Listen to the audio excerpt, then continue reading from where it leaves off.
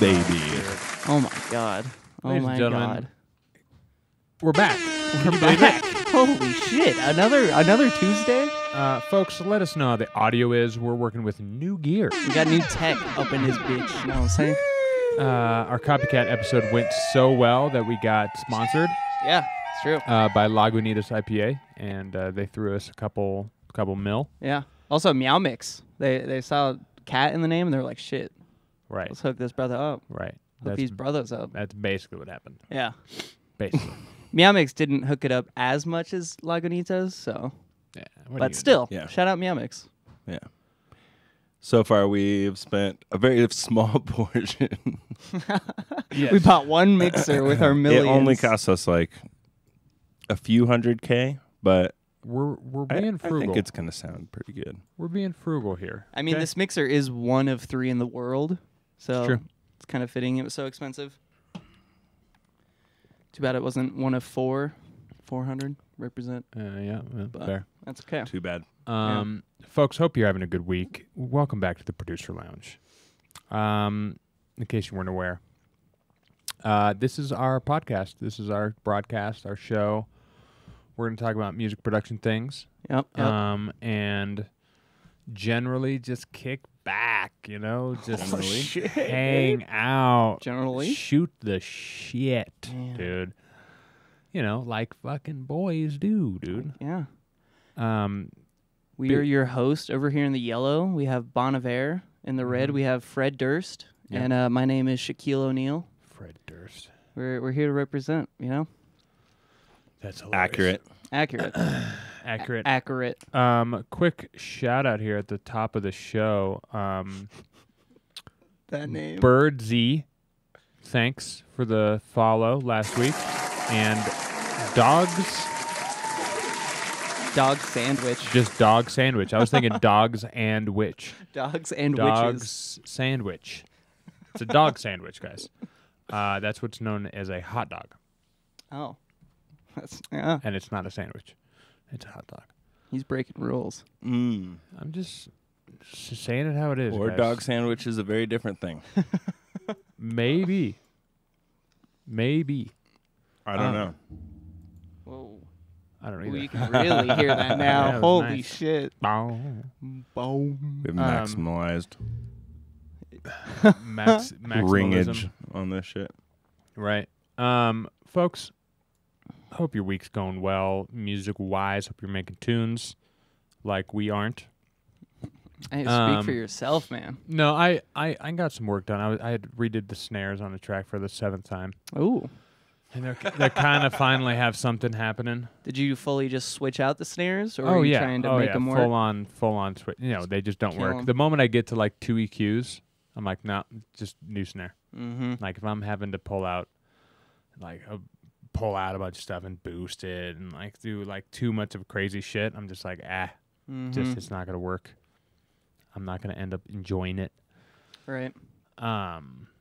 And did some hi-hat work too because they weren't meshing either because they were kind of built for the original snare. So I had to kind of also do some work there. Shout out the Bitwig E-hat.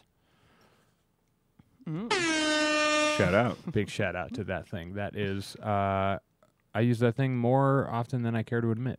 Mm. Does it sound more like a live hat, or is it more like 808? It's more of a synthetic kind of white noise generator style, but Okay. you can, with Bitwig, you have a modulator called Expressions, and you can just pull the velocity information coming from the MIDI. So I can put velocity differences and then tie that to the decay. So I can have it like, Damn, it's like you're a and get real it all- drummer, dog. But it still sounds synthetic, but it gets like that washy kind of new age kind of, at least drum and bass sound, and a lot of like halftime shit. Like it's very white noisy, washy in terms of the dynamics of the hats. Like they'll go from tight to like wash, or there'll be like a washy one and like a tight one.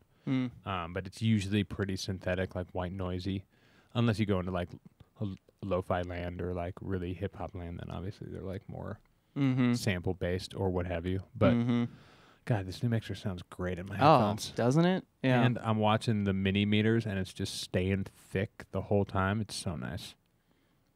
Look Shout at out mini that. meters. We got a nice little hum going as well. I mean, I see it on the Yeah, the low end. yeah. Boo. Oh yeah, I didn't even notice that. Folks, enjoy that. Enjoy that little bottom end wiggle there.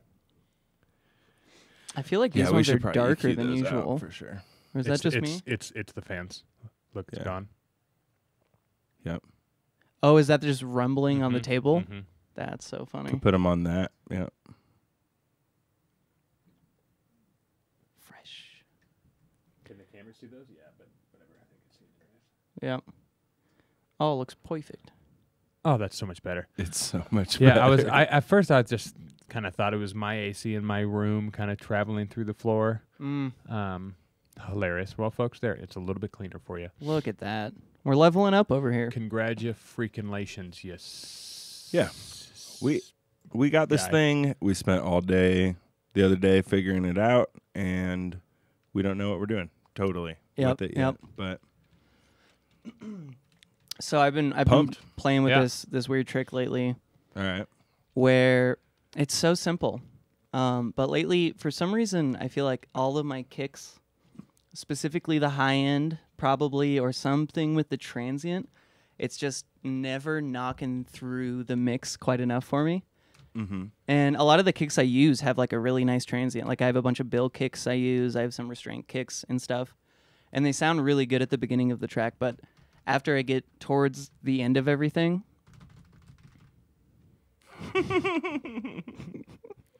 Sorry, guys. for those out listening, Caleb is beating the shit out of his keyboard. I spilled beer on it, and the shift key stuck there. Yeah, when I get to the end of it, I'm just like, oh, why is my kick just not like umphing enough? So what I've been doing is just taking the transients from snares, or even the snare just in the track, so it's just super abrasive, and just pasting it into my little kick audio, fading it all nice so the phase aligns, and instantly, fucking just pops through a little bit more. So like snare transients on a kick, does that make any sense at all? There's a Mr. Bill video where he does that exact thing. I think that's where I got it. I don't think he so. takes a snare transient. I don't know what he grabs. He just like grabs a transient. I think for fun he grabs like a hi-hat, but he just grabs a transient and just literally puts it on the exact same audio track and just fades it. And it's like, that's all I got to do. Oh, no. Oh, Mr. Bill, now your kicks are sweet. Irate says, I use my own kicks. They just work with what I make. Yeah, I'm the exact same way, Irate. That'll happen. Also, some of us aren't as sick as producers as you, Irate. welcome back, Irate. Caleb. Irate, yes, man. Teach me your transient game, Irate. Man, it even pulls up the floor a little bit. It's nice. Actually, Yeah, we I'm might using be an hot FL. on our compressors right now, but that's okay. Dudes, don't knock on hilarious stock kicks. Plenty of that kick ass.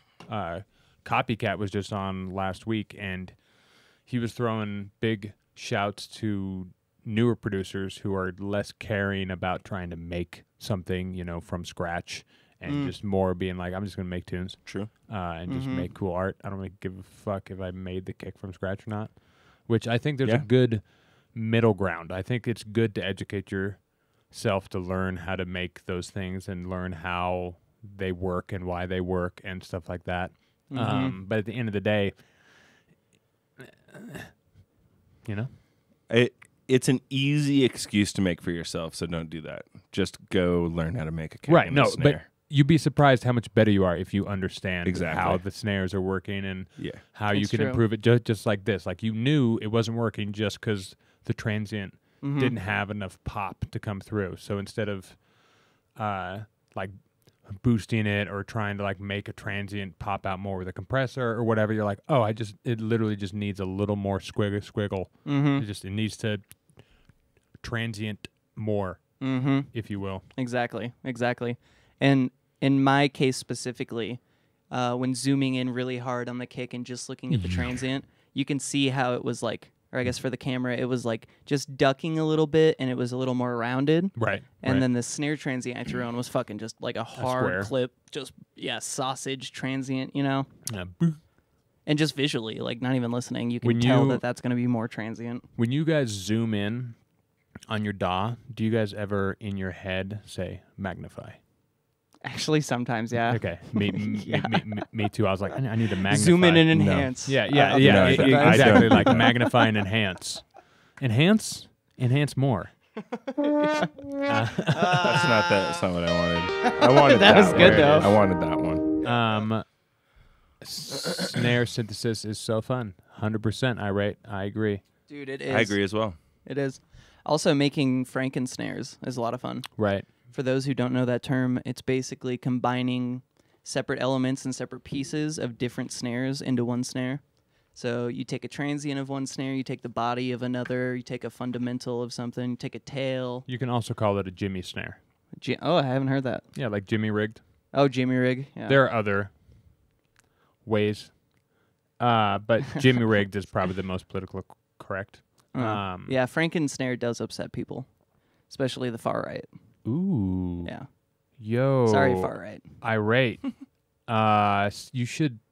Are you on our Discord? If not, Ooh. go hop in there and post it wherever. But I would love a snare preset in phase plant. Don't send me That one would of be your sick. good ones, obviously. Just one that I can like look at what you did.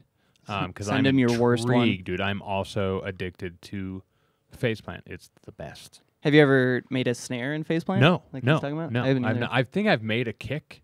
Because I was watching a kick tutorial in Serum, and I was like, I'm gonna follow this, but do it in the faceplant, obviously. Also, but not a snare. isn't it amazing when you get to that level of like understanding synthesis where you can watch a tutorial and just translate it into Yeah. your other thing? Never thought I would. Yeah, same. And now it's like, duh. Yeah, it's just I so do obvious. remember feeling like, Ooh. I will never be able to figure out what's going on here. And now it's like, yeah, I know all the things. Yeah, you're like, oh, It's easy, fine. piece of cake. It's fine. You watch the video one time through and you're like, I got it. Oh, nice. It sounds close. It's not going to sound the same. Not gonna sound It's the same. not the same shit. Mm-hmm. You know, phase plant uses all, for the most part, as far as I know, all proprietary. Right, things. Even They code all that shit code, themselves. right, Their right. filters and oscillators and everything. That's why it's sick. It's like it's gonna do They're things super nothing nerds. else is gonna do. Yeah. Faceplant is also probably my favorite synth, although it's getting tied by the polygrid in Bitwig because that thing's like Faceplant, kind of on crack, but with Bitwig native things. I've been super pumped on Harmer lately. Hilarious. Let's go. Weird one, yeah. And it's honestly, it's fucking insane. Like, it is, I feel like, underappreciated. Maybe just because it's been out for Sure. so long that, like, maybe it had its little moment before I started producing and, like, I wasn't aware, but it's a little powerhouse and just fun little things in there that I've never seen another synth do. And I still, like, have the most vague understanding of what I'm actually doing in it, but I know enough to kind of just dick around, you know? Right. Irate says Harmer's his goat. Oh. Yes. Let's Not go, me. I Irate. never learned that shit. Yeah. Yeah, I got it. I think I still have it. I bought. I've touched it like 3 times. I bought something that had all the possible FL ones that you can get in. Oh, other yeah. ones. So I have like their parametric EQ and stuff like Edison, what, all the that. goodies. Right, but some of them don't work. I'm trying to remember what happened. Maybe it was part of a subscription that I was doing, and now I no longer am subscribed, so they don't work anymore. That might be what it is. Mm-hmm. But I had it for a minute and a couple other FL things. Harmer is really sick though, because it's an additive synth. So you get just the most clean changes in all of your frequencies. And it's really good. John and I have been making wavetables from it. Specifically, Let's go. that's why I've been learning Harmer, because I don't have any other additive synth. Oh, wait, no. Faceplant is additive, right? It might. It's like a half and half. It might have some components like that. Yeah. I mean, if Serum is in the way that you add the harmonics in to the oscillator, Yeah. like that's additive. Right. It's additive in that sense. But almost most of the synthesizing things are whatever it is, destructive, Subtractive. subtractive. Yeah. Dude, Harmer is amazing for like long randomized sound design jams.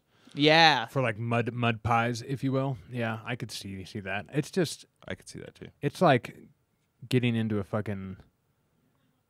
World War II plane where there's just like knobs everywhere. Everything just It is.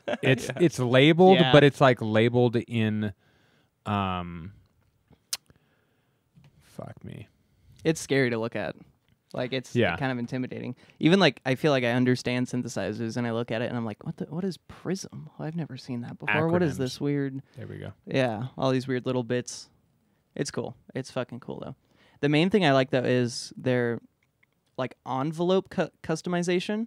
That seems to be like where the sauce of it is, because you can control everything through its own little envelope and weird little bits that would be you could do in Faceplant and Serum, but they're just like set up for you in Harmer. For instance, it has this one that just controls the phase of whatever you set the envelope to. So if you want it to be more in phase and like sturdy, like if you have an evolving crazy sound, you can have the low end be set to just be more of a perfect sine wave, or like your first 4 harmonics or whatever. Oh, right. And that's especially good when you're doing like sound design specifically for the purpose of making wavetables, because then you can have a really, really sturdy low end and then all your high end is just doing like whatever the fuck you want, you know? Right. Or you can like blend it, whatever, but Yeah. Wavetables, eh? wavetables, dude. It's kind of good, right? It's a lot, but The it's sour sweet. apple's not bad, but why are they always mentholated? See, I Always. love that shit. Oh, the man. ice. It's like just here's cold esophagus. I love that shit too. Yeah, let's go, Dave. Weird. I don't like it. Yeah. Post the Harmer Jam. I saw that. I'm stoked, and it's an F. I'm pretty sure, which is also sick. Let's go. Love me some F mud pies. Mm-hmm. That's what I call a fucking mud pie. Fuck. F is for fuck. F sharp minor. Perfect. Works great. Fuck Yep. sharp minor. Fuck sharks. Fuck. Anyways, Fucking sharks that are minors. Is that where you were whoa, going with it, dude. What the fuck, You said bro? it, not you me. said it. I didn't say that. I don't know what you're talking about. I said fuck shark miners. Like they mine things, bro. MINERS. Jesus Christ. Folks, it's a professional show here. It's a professional show. You can tell because we have paper. Yep. That we can do this with. And I'm holding a pencil. Yeah. Right, he says. Well, besides cool synthesis, anything else interesting been happening with you boys? I'm trying to think for myself what Yeah. I've done that's kind of interesting. Yeah, I was thinking one thing I'm enjoying right now is I'm in like the point in my song where I ground through making a bunch of just different noises and patterns and things like that, and then they start coming together very nicely.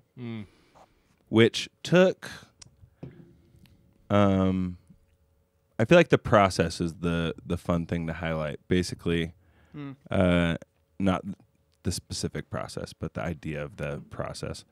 In this, I took like a couple, like could be like little keyboard chord stab thingies that you might find in some like house music or garage or something like that. Garage. And made them sound cool with the beat that I had going, and couldn't find anything interesting with the beat. So then I took those chords, rendered them down, and then threw them in a sampler and generated different like arpeggiated patterns and made a bunch of mud pies of that. And then from there, grabbed little loopy bits of that mud pie to kind of fill in things. And Goddamn. it's just so nice having like a kind of fleshed out sound that's kind of weird and has like quirks and stuff to it. Yeah, especially if you're also like using it all over the track. Like you said earlier, it's gonna just constantly work with itself. Right. and kind of flow well. And you have so many options at that point. Like, Yeah, the trick is like making the sound useful enough.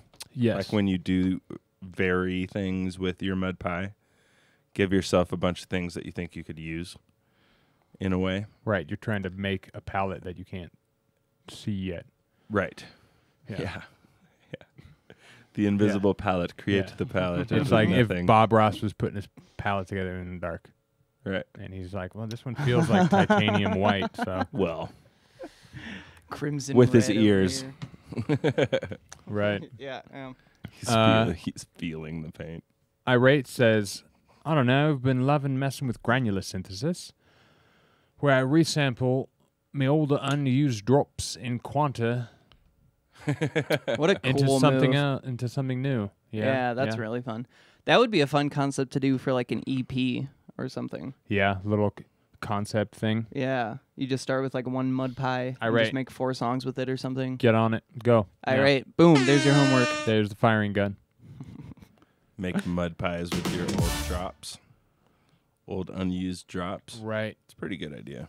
Yeah, it's not a bad idea. Although actually. the unused drops a lot of times have sounds in them that are shit. Yeah. That's yeah. why they didn't get used. Right. You almost have to like kind of fuck it through another filter to get them just to like be interesting again. Refuck it through another Refuck filter. it through another filter, yeah. Refuck it. I've got like I 15 mean, I times. believe in it, low key. Yeah, I believe you. Mm-hmm. I'm just throwing that idea out there. Mm-hmm. If there is a shit sound, that's fucking it up. It's not gonna be good. Yeah, I mean that's Likely, unless you want lasers. You can make lasers out of everything. That's true. That's true. All you gotta do is put a pitch envelope on it. But yeah, that's a bummer with like old stuff that gets dated from your current like era of stuff you're working on. From your current era. And Thank you. and what's interesting is how fast it happens. Yeah. Like it could be a song from a year ago, and you're like, "Why did I put these sounds in here? Like these are not good. Like what the fuck? Mm-hmm. What's wrong with me?" It's but also you live and learn. Yeah. It's really weird. I was trying to go through one of my older tracks from like 3 years ago that the mix wasn't the best. But it is released, and like we have a buddy that plays it out. So I was like, okay, there's got to be some potential there. Like, let me give it the 2024 mix. Yeah. And I was going through and playing with everything, and like it did technically sound better and cleaner and louder and like more precise, but it just sounded like so different and weird and not the vibe of the track. Like it just felt, I don't know. Yeah. Maybe it's just because I've heard the track for the past 3 years like too much, and it's just like that is thing. I would like to Definitely. hear it. Yeah, yeah. Show it to me later.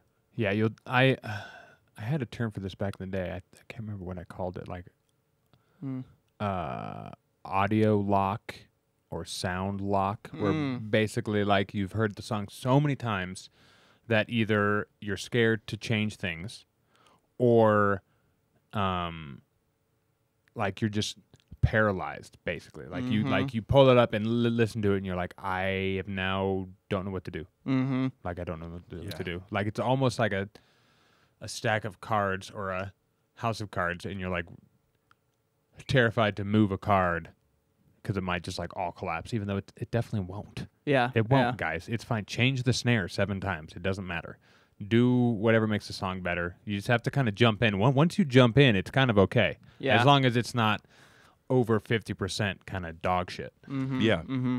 If it's over 50% kind of dog shit, it's almost like just take the drums and run. You know? Sure, Just like sure. take the kids, get in the car and go. Yeah. Dude. If there's something good there. Right, if the kids are good. If the kids are kind of bullshit, just leave them. Yeah, just leave Just them. leave them. You can make some more. Leave them with Dad. They got most of his genes anyways. Dude, audio locking though, that is such a weird, just psychological. It totally happens. It does, yeah. Yeah. I have to consistently make a mental note to not audio lock and just be like, okay, it's the second or third session. It's still freeform jazz up in here. We're still sketching. Right. Like none of this is permanent. I have to like intentionally tell myself like this isn't permanent. If you really think it is, just save a copy of the project and then you're free to explode and all over it. Right. It's also like killing a baby at that point, though, because you're like, it is the identity. I don't want to kill it. It's not. It's like come out of nowhere. I made this thing. It's cool. Yeah. Like, it's cool the way it is, though. Like, nah, it's probably pretty lame. Just kill it. It's fine.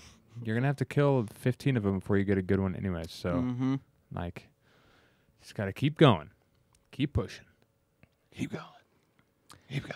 It's kind of freeing when you can like understand this though, and then actually like transcend it and become the dude who's just like, oh yeah, I can kill my baby and move on and have no remorse. Like 400 more. 400 more. Make 400 more, baby. 400 more. 400 more babies. We say this all the time on this show. Wow, the bass is just right. That bass. Yeah, maybe we should put a cut on the master. We should probably put a cut on our voices, specifically. On each one? Yeah. Probably up to like 700 at least. Yeah, like minimum 700. Yeah, minimum. Here. Oh. We do this live right now? We could just do it later. Yeah, we can do it later. Oh, that's nice that it's just right on. Oh, it's just, there we go. A button, so that's handy. Hey, it's off right now, bro. Oh God. Excuse the bottom end there, folks. If you're listening in the studio, looks like you get. Yeah, we'll dial this shit in. Yep. It won't be like those other famous podcasts you listen to without it. No. Yeah, this is the guinea pig test of our new mixer. Yeah, we're trying to make this the kind of podcast where you can listen in the car, and as you get on the highway with the window down, you don't have to like worry if we're going to get quiet at any moment. Mm-hmm.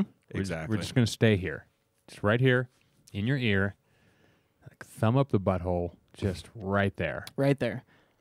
We actually have a program installed where if you roll your windows down on the highway, we automatically sidechain the noise of the wind in your car to our microphone. So it's a new tech. New tech. It's actually not out yet. It comes out winter 2025, but we're prototyping it. We're prototyping.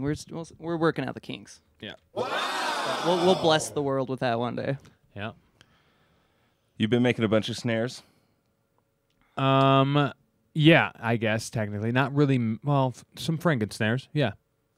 There have been quite at least 5 of them have been Franken snares. Has there been anything that you've been noticing helping them fit better or something like that? Yeah, I've kind of when I was making Franken snares and things like that, and making snares in general, my philosophy was like, you gotta have your pitch envelope, then you gotta have your like white noise, the snares. You gotta have those too. You gotta have your body. Like you have to have all these very specific elements. Mm-hmm. And now it's so much easier if I just say fuck you and just throw things at it and like switch which one's the transient, which one is the body, and which one's the tail. You know, maybe I only need 2 because this one fulfills the body and the transient or whatever, and I just need this one. Or maybe you just keep both the transients in because magically they phase well together, which has happened to me multiple times. Yeah, I love where when I'm that just happens. like, oh, all I got to do is like to put a little clipper, and they both are just sound great. They phase real nice, and there's no issues, which doesn't happen all the time, but when it does, it's kind of like winning the lottery. When you guys are layering snares and claps and all that, are you trying to be super aware of like letting the transient breathe of one and having the body of one, or just allowing the tail to come through? I just start throwing. You throw it and you're like, oh, that sounds good. I'm just all ears. Yeah, I'm all ears at this point. That's kind of a sick move, right? That's kind of where I'm at now, where I'm just like, I can trust my ears. Mm-hmm. Like I can kind of just sit here and, I mean, I'm not doing it in solo a lot. Like I'll let just the whole song play as I'm like layering the snares and changing the volumes of them and stuff like that, so that I know when it just hits the right fucking lane and you can hear it through everything and you're like, oh, sick, there it is. You know, that's huge because you can get caught up in soloing a snare and making it forever. Oh, you're yeah. like, no, this sounds like dog shit. Yeah, and then it won't even sound good. No. Yeah. You'll spend all that time and it won't even work in the song. Yeah. That has been what I've been doing a bunch recently, is I'll get my snare going, super, super basic when I start my beat. I'll put my little bit of effort into it. But it's pretty straightforward. And then later on, when things start to get a little bit more cramped in the mix, then I'll go and try and add layers or switch shit up or whatever. Right. And then you just keep it with the mix while you're doing it. Right. Exactly. It's huge because that's where it's going to be heard. Nobody's going to hear that snare soloed until like an intro or, whatever. But at that point, like if it fits with the mix, like no one's going to bat an eye how it sounds outside of the mix. Yeah.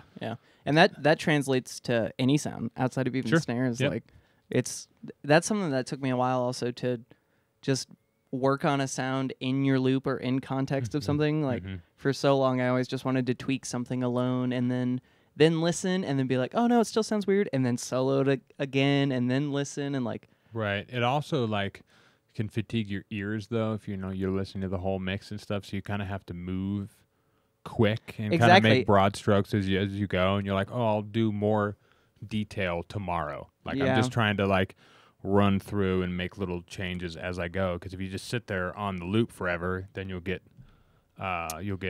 locked out again, and you're like, well, now I don't even know what I'm listening to. I've just been listening to the same build up for fucking 20 minutes. Yeah. I don't know.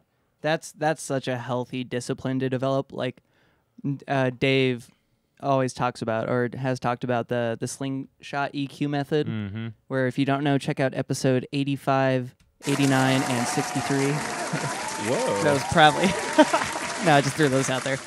But yeah, it's that concept where you just go in and EQ a little bit, boost something, don't think about it too much, and then just move on. And that like quick just moving on and getting like a nice little sketch of things is so healthy. It helps keeps the ears nice and fresh. And it keeps the state flowing. Right, and you're always moving. You're not trying to like just stop. And it's kind of the same opposite side of the coin as like when you go to just listen to your track, you end up like stopping immediately and be like, oh, let me fuck with this. Oh my God. Yeah. It's the same kind of mentality, but it's like the opposite. You're like, just keep moving. Irate's chatting here. What you got, Irate? I have about 8 gigs of my own samples, so I just use snares I've made previously. Yep, we have lots of homies like that. Since they work with my mixes, and they hit pretty hard. But I tend to get super intricate with all my main bass and synth layers. Yep. I don't really care about ear fatigue much at all, so I can just make 4-bar loop for about 3 or 4 hours. Yeah. I don't mix my music.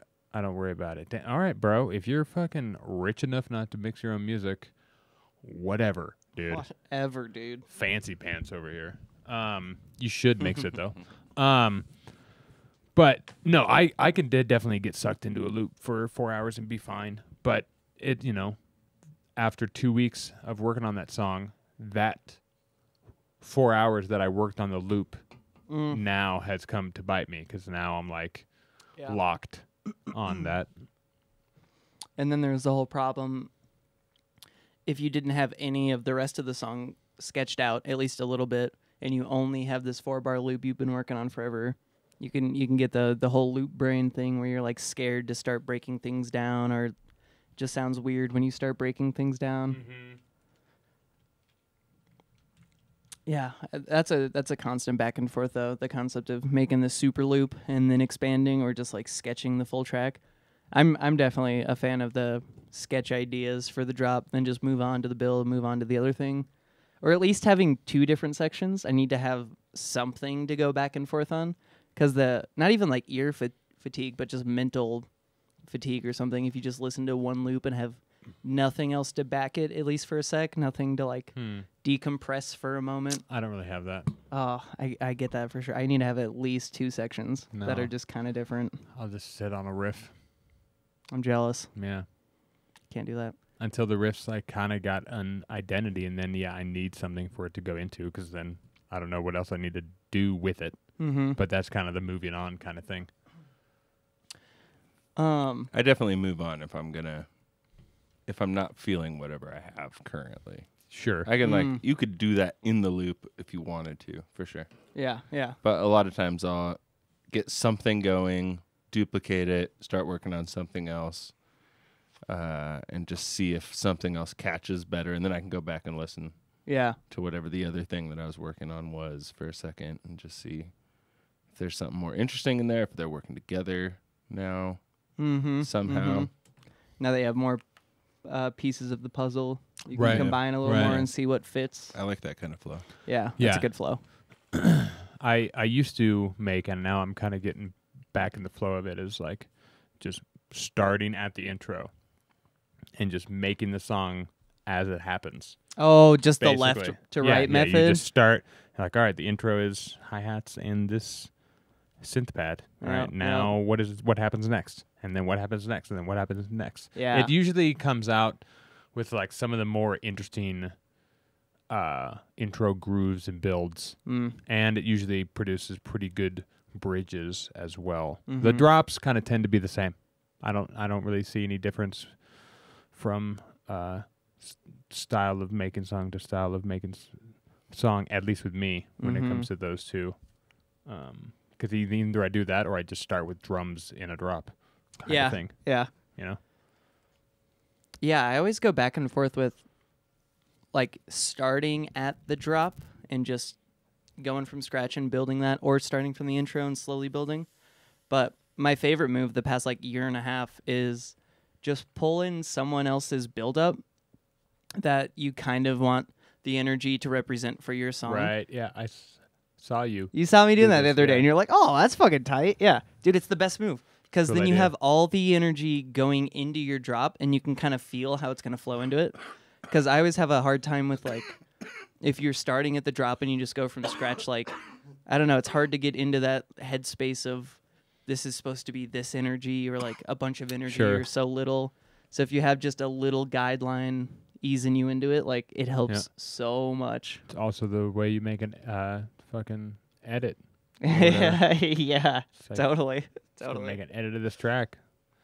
Yeah, just start breaking it. Mm-hmm. Yeah, that's how I do it a lot of time. I rate, make a full drop completely, basically finishing it and then working backwards. Yeah. Because like I have a better idea of what I want in the intro if I know what the drop's going to be. Mm-hmm. Because I want to like introduce the drop a little bit. I want to like do stuff like that. Exactly. So, So you go like drop, then build, then intro, like literally just backwards. or I'll do build, then intro, and then drop, then intro, and then I'll figure out the find a way to build between blend the it, two. yeah. Which is a lot of times hard. It is kind of nice though. Like if you do start it with the drop, then intro method, build-ups are almost some sort of cheat code of just transitioning energy in any way. Right. Yeah. There's so many options. Yeah, to there's do so it. many options. That's why all the dubstep and rhythm guys can get away with random A section that's really pretty melodic and hip hop, and then build. Now we're at rhythm, and it just always works because it's just a big transition. Right. Yeah. Or honestly, that goes for like a lot of anything with a build up. I guess you can kind of do that. I mean, yeah, kind of. Especially like a big EDM style. All right. Okay. Yeah. Specifically, build big up. EDM. Yeah, Like yeah. it's happening now. Get ready. Build up. But thank God we're like into the era where people are doing kind of interesting things. It is You nice. know, like you don't have to just straight up build up drop. You can kind of just have the whole song a drop, or you can just fucking. It's just an intro and then it just goes hard at some point. Mm-hmm. You know, Mm-hmm. I love that shit. Chi and Copycat do this thing where it's like almost not even a build up. It's just like you have your little section and it kind of just like reverbs out or just sparses out, and then you're just in the drop. Mm-hmm. And that's kind of a sick move. Yeah. It's just like a fuck you to EDM build up. Yeah. They're just like, I- nah, we're in it, bitch. I do like the opposite, where it's just you just make it thinner and thinner and thinner and thinner and thinner and thinner. Drop.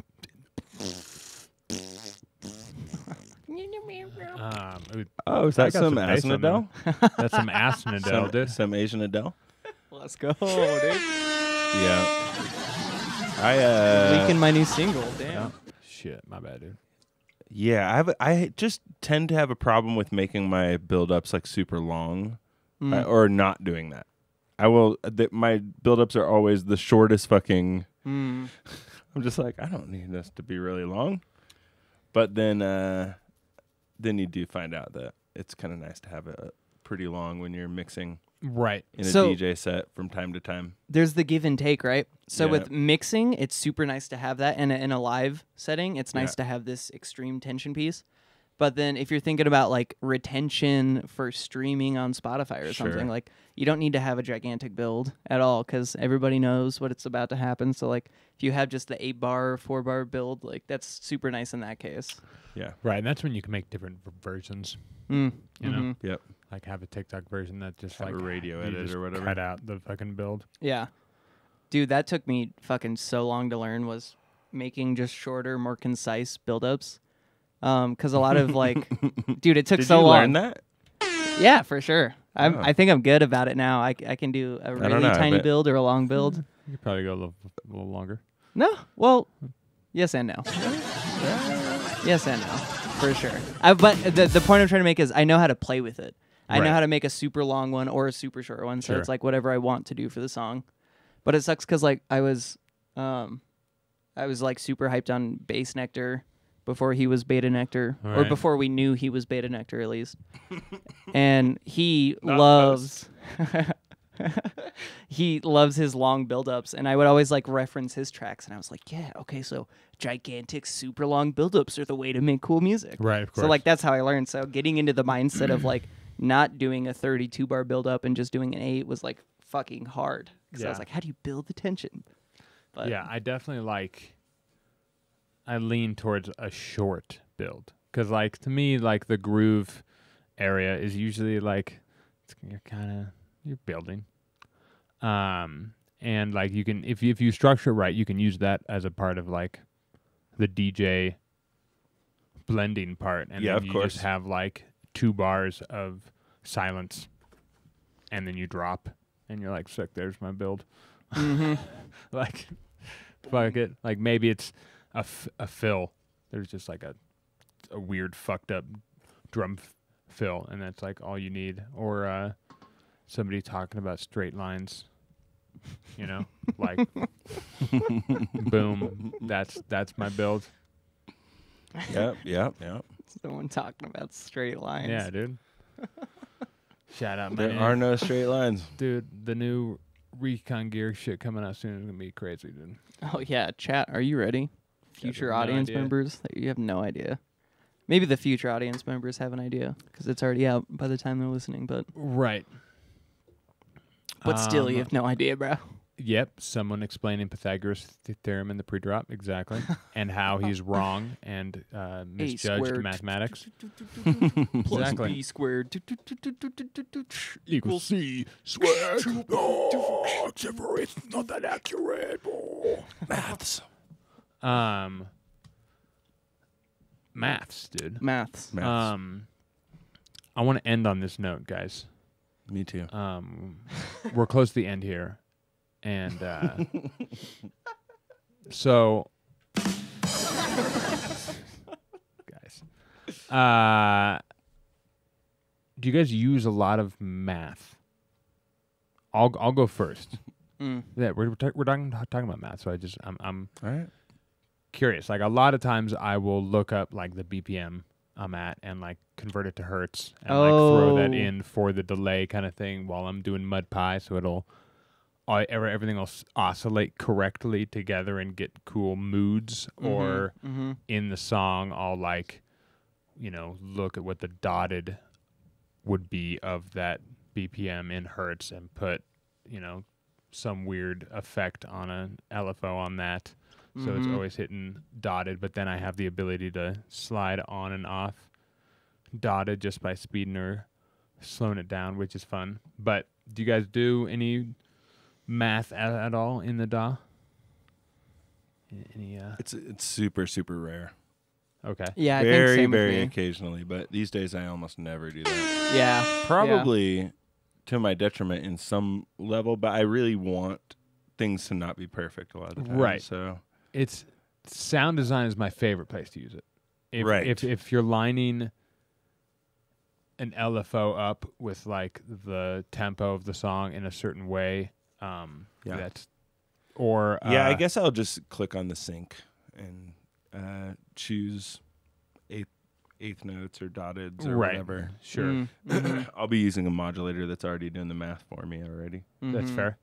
There was something else that I was just about to talk about that had to do with the. It's funny hertz that and you BPM. bring that up because I literally like yesterday saw some Max for Live device for Ableton that does exactly that, where it tracks the BPM of your project and gives you like all the millisecond values Yeah, a and bunch of hertz conversions. values. Yeah, all the That's conversions sick. that you would want, like real time. That's pretty tight. Wish I could remember what it is. Sorry, Shout guys, out. but you can find it with a simple Google search, I'm sure. Yeah, doing amplitude modulation or something to like specific math values related to the speed of the track is fun. Yeah, I feel like I do it a little more with like audio rate modulation, where if I'm trying to get like my noise to flutter with an E0 note, I'll look up the frequency kind of thing. Right. Or if you want your LFO to do that, I guess that's the only way I'm kind of using that, That's fair. right? Usually it is just like you said, Dave, where it's just like free form. I like it to be a little more fucked up and not precise. But it is nice to have at least like one thing that's kind of doing a fourth note Sure. or an eighth note. If we're talking like Mudpies specifically, having something to keep it consistent, and then it's evolving around that eighth note in a fucked up way. That's really nice. Yeah, I guess I'm just trying to figure out where I'm needing to do math. Because almost every single one of these examples, I'm thinking like the thing has the measurement built into the button that I'm pushing or whatever the thing is usually. I guess unless I have something set to a hertz and I want to be able to then automate it to go faster or slower smoothly would be a good time to use something like that. That's usually my go-to Yeah. because that's my problem could with see sync that. is because it's like Yeah. eighth and then immediately dotted eighth or whatever, and there's no like you can't Well, yeah, you speed do. up to it or down. Well, depending on the device. Interesting. Yeah. In the modulators, you can. They have like fast, slow knob. Yeah, Even though sure. you have it set to whatever. Oh, yeah, that's kind yeah, of fun. Yeah, you Yeah. have the 1 times, 2 times, which I've definitely Yeah.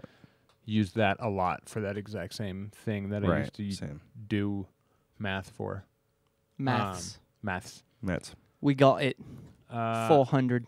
Irate's got a waveform for us to listen to, apparently. Restraint says, I've been using basic multi-division. Doing wave tables an octave lower. Oh, John's doing math. Bring your We Q don't nodes have and to worry modulation about down John. by half or whatever.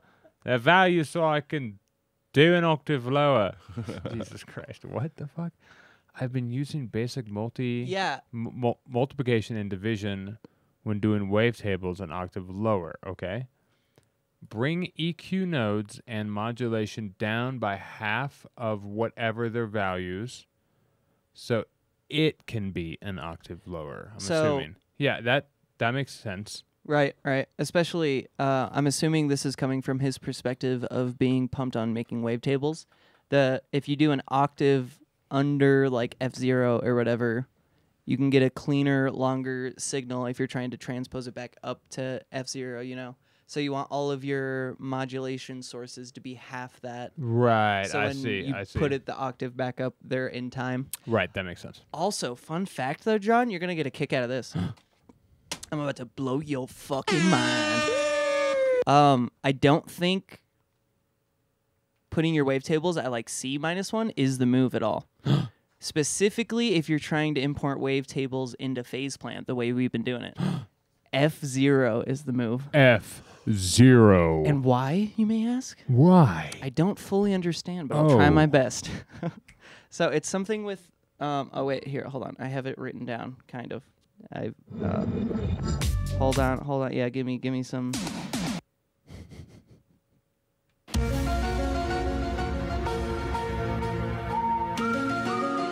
Is it that? Oh, of course I can't find the fucking note. I got Buster Maverick in there. Folks, we're discovering. Fuck. Okay, I can't find it. It's something. I believe the note exists. It does. Okay, I'll find it. You got me pumped. I should make more wavetables in Citrus because it's super fun to do 6 times FM. LOL, says Irate. All right, nice. I get you, bro. Citrus, I never fucking learned it. Citrus is weird I'm and not scary. opposed, but it looks crazy. It looks wild. John, how does the podcast sound? Oh, shit, dude. Oh, shit. And we can wrap this shit up probably, huh? Sounds great. Beautiful. Stop. Dude, mouth transients. I do not want to listen to that. You're just going to post it on the Discord, eh? Yeah, I can just post it on the Discord. Folks who post Because I'm going gonna to sound like an idiot if I try and explain this. Yeah. Because I don't fully understand it's it. in Latin, and he's not totally fluent. Yeah, exactly. Like me and Dave. But I want him to be able to do it, so we'll just let him practice another week, and then he. Oh, I found it. Oh. Woo! Oh, Just in time. Did that just also, clip John a little? says it sounds great. Oh, hell yeah. Okay. So use note F0 because the number of cycles phase plant can take. Phase plant, the max number of samples it can slice for each frame is 2048.